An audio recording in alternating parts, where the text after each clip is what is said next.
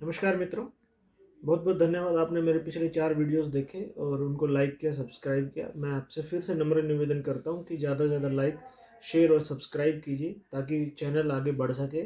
और बहुत सारी जानकारियां मैं देना चाहता हूं और जो जानकारियां दी हैं वो बहुत सारे लोगों तक पहुंच सके ताकि जितने भी अपने सोए हुए लोग हैं उनको जगाया जा सके। धन्यवाद। आज हम बात करेंगे सूफीज़्म की। सूफीज़्म के बारे में बहुत कुछ हमें टीवी में दिखाया जाता है, फिल्मों में दिखाया गया है, अखबारों में पढ़ाया गया है और समाचार पत्रों और टीवी न्यूज़ में दिखाया गया है। उसके बारे में बात करेंगे। सबसे पहले मैं एक छोटी सी बात आपसे कहना चाहता हूँ, जो कि देवबंद की किताबों में पढ़ाया जाता है और कुरान में भी लिखा है कि दीन हक की ओर बुलाने से इनकार करने वाले के साथ युद्ध करना ही जिहाद है। और इसी फिलॉसफी पर पूरा देवबंद, बरेलवी और बहुत सारे संगठन काम करते हैं। सूफीज़्म के बारे में बहुत सारे भ्रम फैलाए गए हैं। सूफीज़्म को हिंदू मुस्लिम एकता का एक रूप में दिखाया गया है। इसलिए सबसे पहले हम काफ़ी सारे सूफीज़्म के जो संत कहे जाते हैं परंतु वो संत नहीं थे, उनके बारे में बात करेंगे। सबसे पहले कौन कौन यहाँ भारत में आया था और उनको क्यों लाया गया था। भारत में आने वाले ख्वाजा मोइनुद्दीन चिश्ती, जो कि अजमेर में है, जो कि शहाबुद्दीन घोरी के साथ भारत में आए थे और वो 1233 ईस्वी में आए थे। दूसरे ख्वाजा कुतुबुद्दीन, जो कि दिल्ली में है, जो शहाबुद्दीन घोरी के साथ 1236 में आए थे। तीसरे शेख फयुद्दीन, जो पाटन आज के तत्कालीन पाकिस्तान में है, जो 1265 में भारत में आए थे। शेख निज़ामुद्दीन औलिया, जो कि बड़ा फेमस जगह है दिल्ली में, बहुत बड़ा एरिया भी उनके नाम से है, निज़ामुद्दीन ईस्ट और वेस्ट, जो कि 1335 में भारत में आए थे, वो भी इस्लामिक आक्रमणकारियों के साथ। फिर आते हैं सूफी शहाबुद्दीन सोहरावर्दी, जो कि भारत में बगदाद से लाए गए थे और मुल्तान, जो कि तत्कालीन पाकिस्तान में, वहाँ पर आए थे। नक्शबंदियों का बड़ा एक फेमस लेगेसी रही है, जिसमें जहांगीर और औरंगज़ेब जैसे लोग जो नक्शबंदियों को मानते थे।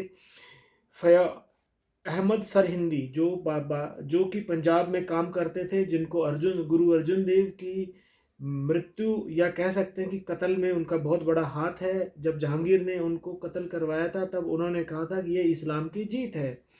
अब बात करते हैं कि हिंदू मुस्लिम एकता के धागे में पिरोकर जो हमको दिखाया जाता है सूफीज़्म के बारे में। आमतौर पर ये जब कुछ मित्र बैठते हैं, एक मित्र शराब नहीं पीता है तो उसको कहा जाता है कि सूफी है। परंतु सूफी जो हमको बताया गया, आज तक जो दिखाया गया है या जो पढ़ाया गया है, सूफीज़्म उससे उलट है। सूफीज़्म जिहादी मकसद से लाए गए थे। जैसे क्रिश्चियन मिशनरीज भारत में काम करते हैं, ऐसे ही सूफियों को एक सूफी नकाब उड़ाकर भारत में लाया गया था, जो मिशनरीज के तौर पर काम करते थे। उनका जो मुख्य उद्देश्य काम था कि हिंदुओं को इस्लाम में कन्वर्ट करना, चोरी छुपे काम करना और बहुत सारे गुलाम बनाकर उनको गजनी, काबुल, बगदाद और दमिश्क के बाज़ारों में बेचना। ख्वाजा मोइनुद्दीन चिश्ती के बारे में एक बहुत फेमस कहानी है कि जब वो अजमेर में आए थे, अन्ना सागर झील के किनारे, तो वहाँ पर बहुत से हिंदू मंदिर, तो उन्होंने गाय को काट कर बहुत सारे मंदिरों में उसका कबाब बनाकर बहुत सारे मंदिरों में फेंक दिया था, उनका पवित्र कर दिया था।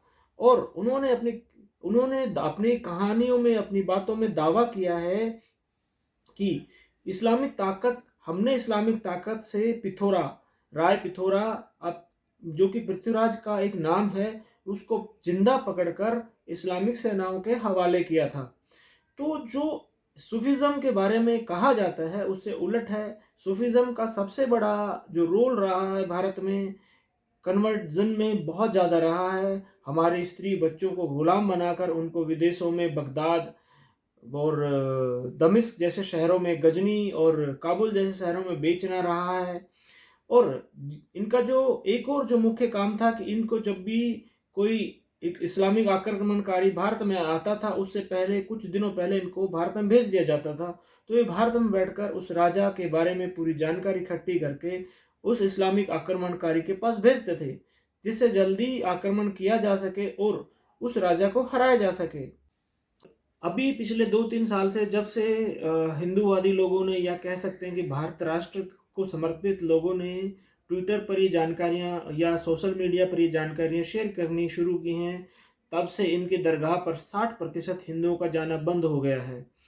हिंदुओं के जाने से जो अभी 40% लोग अभी भी जाते हैं, उनको भी रोकना है और उनको जागरूक करना है कि उनको यहाँ जाकर मत्था टेकने की जगह पर हमें अपने मंदिर पे, या मंदिर में नहीं जा सकते तो अपने समाज कार्य में उस पैसे को खर्च कर सकें, क्योंकि इस यहाँ पर चढ़ाए हुए पैसे का इस्तेमाल हमारे ही खिलाफ होता है। उसको कन्वर्जन में इस्तेमाल किया जाता है, उसको आतंकवाद में इस्तेमाल किया जाता है। और ख्वाजा मोइनुद्दीन चिश्ती के बारे में तो बहुत सारी 1990 में एक बहुत बड़ा कांड हुआ था, जो उसमें 400 से ज़्यादा हिंदू बेटियों के साथ बलात्कार किया गया था, उनको ब्लैकमेल किया गया था। उसमें से 6 से 9 हिंदू बेटियों ने उस वक्त आत्महत्या की थी। तो इस विषय पर मैं अलग से एक वीडियो बनाऊंगा जल्दी ही। इस वीडियो को लाइक कीजिए, सब्सक्राइब कीजिए और शेयर कीजिए, और अपने विचार मुझे ज़रूर बताइए। और मेरे साथ साथ प्रण कीजिए कि अब से वो किसी भी ऐसी दरगाह पर, ऐसे सैयद पर, पीर पर कभी नहीं जाएंगे, और इसके स्थान पर किसी गरीब व्यक्ति जो कि हिंदू समाज से है उसकी सहायता करें, साथ साथ किसी मंदिर में दान दक्षिणा दें, ताकि हिंदुओं का भला हो सके। और फिर अंत में एक चीज़ कहना चाहता हूँ कि हिंदू हिंदू भाई भाई। नमस्कार।